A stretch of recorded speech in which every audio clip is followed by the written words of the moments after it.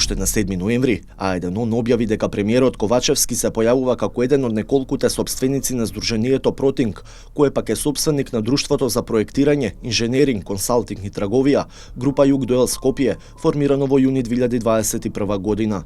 Само 3 дена по објавата на А1, премиерот Димитар Ковачевски се повлекол од сопственичката структура на Протинг и група Југ, здружение и компанија, чие сопствеништво претходно воопшто ги немаше пријавено во антикорупцијска комисија. Освен премиерот, сопственоста во Протинг и во група Југ ја напушти и професорката на Филозофскиот факултет Наташа Богоевска. Во моментот, како единствен нивен сопственик, останува професорот на Архитектонскиот факултет и првиот председател на Комората на овластени архитекти и овластени инженери Страхиња Трпески. Овластено лице и претходно и сега е лицето Горан Бошков.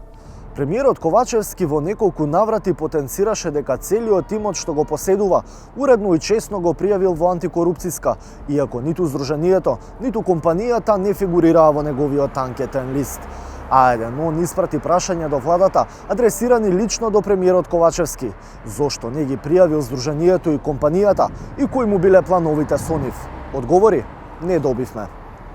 За подсетување, Институтот за истражување и развој Протинг од Скопје е здружение кое е непознато во јавноста. На нивниот сајт пишуваше дека визијата и мисијата е да бидат фактор на општествен развој и преку проекти да дадат поголем придонес во нов општествен напредок на Македонија. Велиме пишуваше, затоа што нивната веб страница повеќе не е функционална во интернет просторот.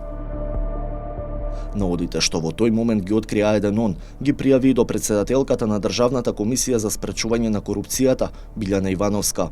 Институцијата до тој момент немаше сознанија за овој имот на Ковачевски.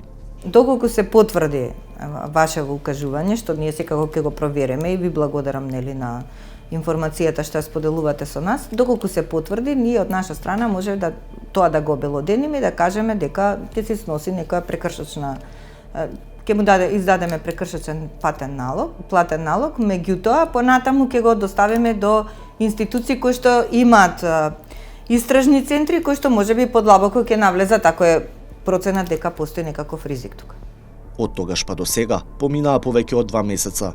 А1 во неколку наврати се обидуваше да добие одговори од антикорупцијска до каде е постапката. Последен пат се обративме на 16 декември, а одговори добивме во средината на јануари годинава. По поднесена пријава оформен е предмет против истото лице за утврдување можен судир на интереси или прекршување на забраните предвидени со одредбите од Законот за спречување на корупцијата и судирот на интереси во наведениот случај. Постапувањето по предметот е во тек, се прибираат податоци и информации за утврдување на фактичката состојба. По утврдување на фактичката состојба во конкретниот случај ќе биде донесена одлука на ДКСК на јавна седница. А1 праша, но од антикорупцијска не одговорија што точно се уште се истражува. Увидот во сопственичката структура и подоцна во историјатот на промени во Сдруженијето и компанијата, откако Ковачевски се повлече, како редакција го направивме во само 2 дена преку барање за слободен пристап до информации, доставено до Централниот регистар. Проверката на антикорупционерите веројатно треба да биде и полесна, ако се има во предвид дека може да ги побараат документите и по службена должност, со цел за спроведување на нивните законски надлежности во делот на следењето на имотната состојба на функционерите. А1 ги анализираше и одлуките кои антикорупционерите ги носат на седниците, кои во принцип генерално се одржуваат еднаш до 2 пати месечно. Праксата покажува дека од пријава до антикорупцијска или од почнување на постапка по сопствена иницијатива па се до донесување на каква била одлука, најчесто поминуваат 3 месеци, а некогаш и двојно повеќе.